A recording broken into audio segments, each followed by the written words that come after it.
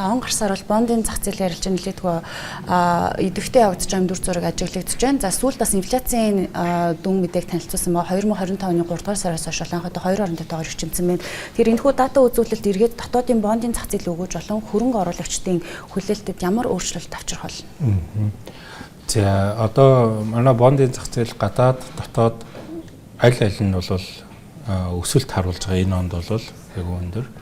За тэгээд дотоодын бондын зах зээл яг гадаадын бондын зах зээл дээр бүр ялангуяа харагдаж байгаа нэг зүйл бол жигэнсэн дундч хүү маань баг зэрэг бууж байна. За тухайлбал засгийн газрын үнцээс 6-аас дотгошоо орчлоо бүр 5.95 руу долларын бонд маань төгрөгийн бонд маань бол сая оны 1-р улиралд бүр 13 хүрч исэн хүү маань 10 руу бууж байна. За дотоодын бондын зах зээл дээр бол жигэнсэн дундч хүү яг өнгөрсөн оны эхний хагастай харьцуулбал бас төгрөгийнх нь 0.3, за урт хугацаатай 2-оос дээш жилтэй бондод бол бүр 1% бууж байгаа ийм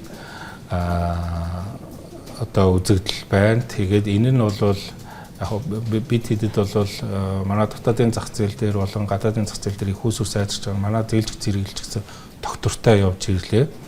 За тэгээд дээрэс нь бол энэ макро эдийн засгийн төлөв байдалтай холбоотойгоор бол дэд үтсийн салбар, барилгын салбарын санхүүжилтийн эрэлт нэлээд байна. За энэ дээр бол зарим төслүүд удаашрах, за түүхэн эдийн үн нэмэгдэх юм уу.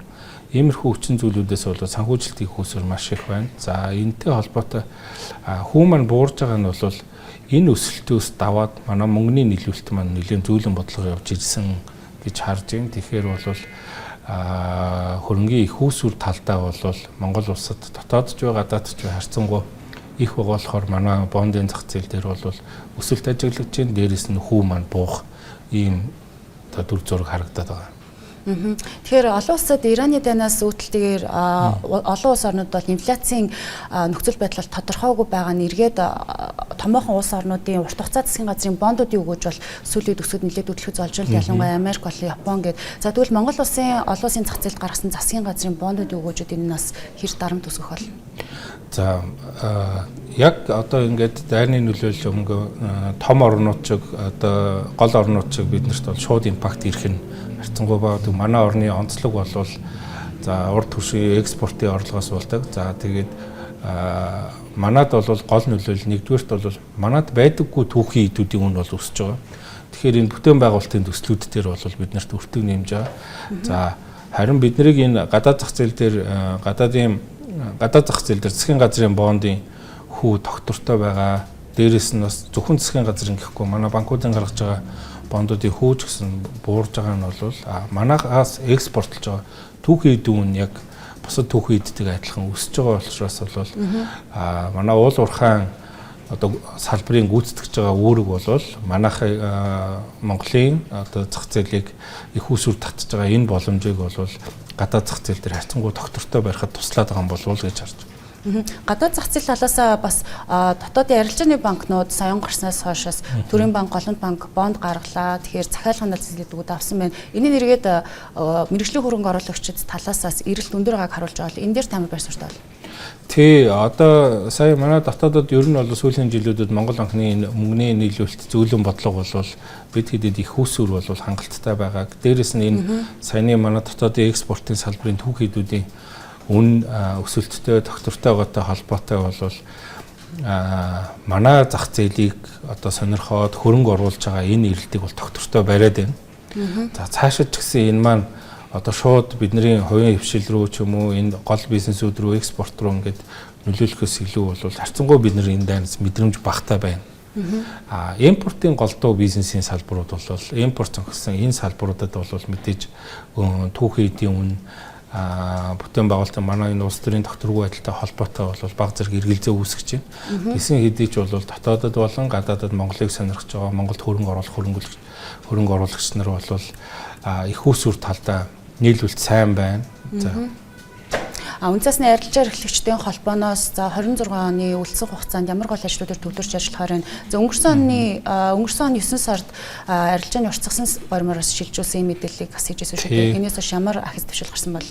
За өнгөрсөн оны 11 сард бид нэр Сингапурт болсон финтек ивент дээр бол олон улсад бондын зах зээлийнхаа арилжааг биржийн бус зах зээлийг блокчейнд бүрэн шилжүүлээд бид нэр 24/5 гэдэг одоо амралтын өдрөөс бусад өдрүүдэд бол тасралтгүй арилжааг явуулж байгаа. Энэ дээр шууд богино хугацаанд нөлөөлөл бол нэгдүгээрт андроидрууд үнцаасны компаниудад бол хөрөнгөө удирдах маш одоо таатай нөхцөл бүрдэж за тайлангасаа харахад бол манай хоёр дахь зах зээлийн арилжаа бол 2 дахин өссөн байгаа.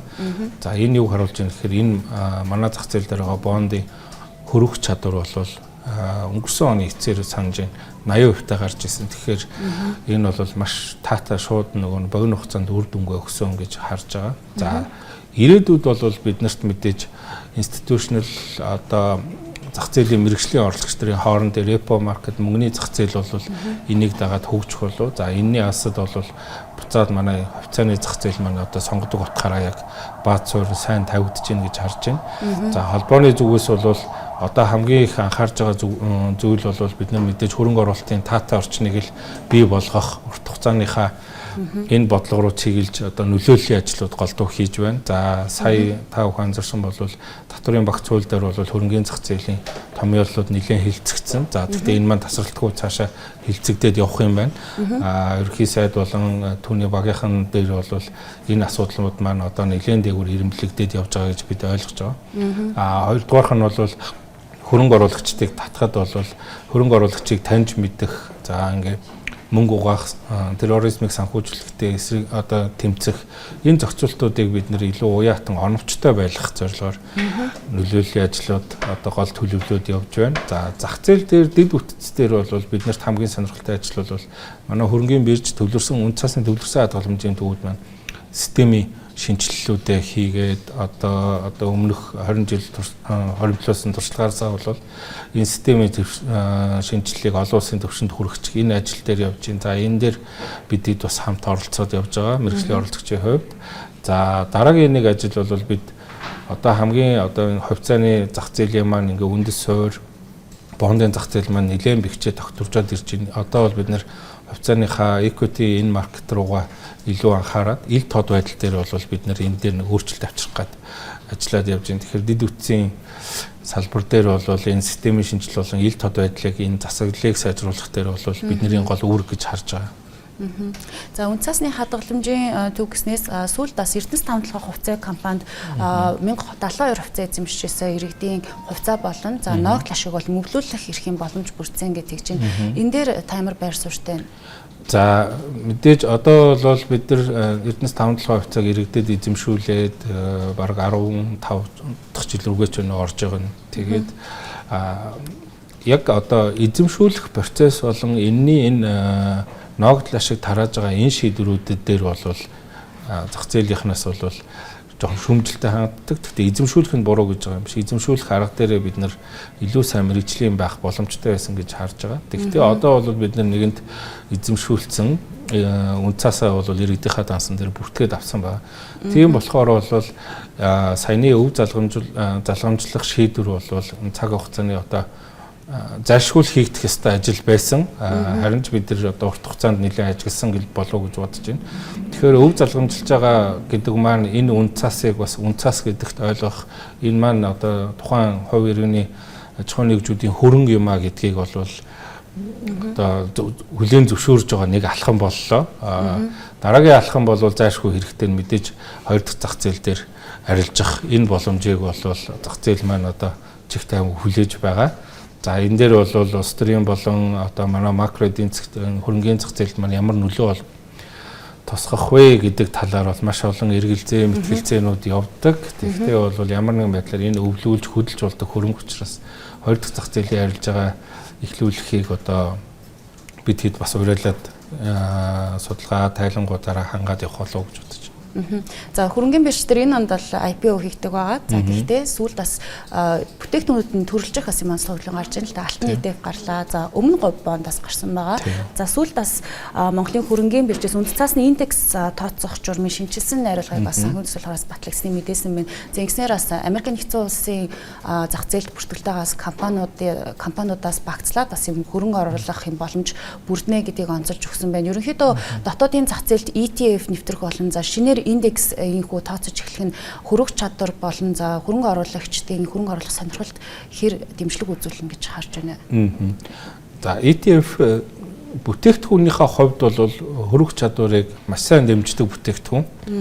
За тэгээд Улаанбаатар үндэс цаасны бирж болон хөрөнгөний бирж дээр гарч байгаа энэ алтны уул Nasdaq-ийн ETF-үүд бол одоо манай зах зээл дээр бол нөлөön шууд одоо импакт үзүүлээгүй байна. Ягаад гэхээр энэ ETF гэдэг бүтээгдэхүүн хэдий өөрөө хөрөх чадвар нэмэгдүүлж байгаа ч гэсэн энэ дээр бол дилерүүд болон мэргэжлийн оролцогч нарын яг идэвхтэй арилжаа, энэ дээр судалгаа шинжилгээ энийг бойжуулаад одоо зах зээл дээр нотгшуулахад мэргэжлийн оролцогч үндэс цаасны компаниудын оролцоо маш чухал байдаг.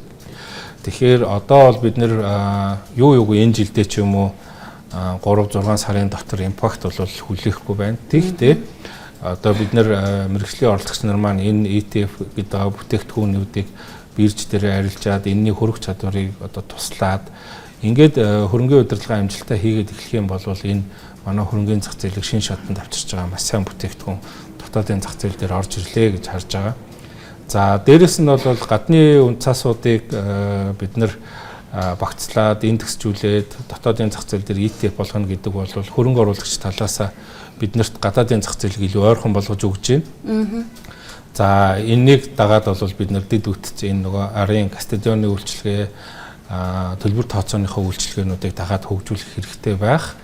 За дээрэс нь бол яг хөрөнгөний зах зээл дээр одоо энэ бондын зах зээл бол ер нь хөрөнгөний зах зээлийн суурь гэж боддог. Тэгэхээр дотоодын болон гадаадын бондын зах зээл бидний хувьд бол маш амжилттай байна гэж харж байгаа. Тэгээд түүний нэг илрэл бол орон нутгийн бонд сая нээлттэй гарлаа. Энэ нь бол одоо бид нэр ямар ч байсан санхүүжил татах, хөрөнгө оруулалт татах бол нэг алхам агсан байна. Бид нэр илүү амархан одоо бага зардлаар ингээд санхүүжилтүүд чаддаг болсон байна. За тэгэхээр одоо бол энэний зарцуулалт болон одоо энэ үнцаас гаргасан компаниудын хариуцлага ил тод байдал одоо энэ бүтээгдэхүүнүүдийн яг үр ашгийг зах зээл дээр аваачаад хөрөнгө оруулагчид өгөөж хүртэхэд бол хамгийн чухал хүчин зүйл байна.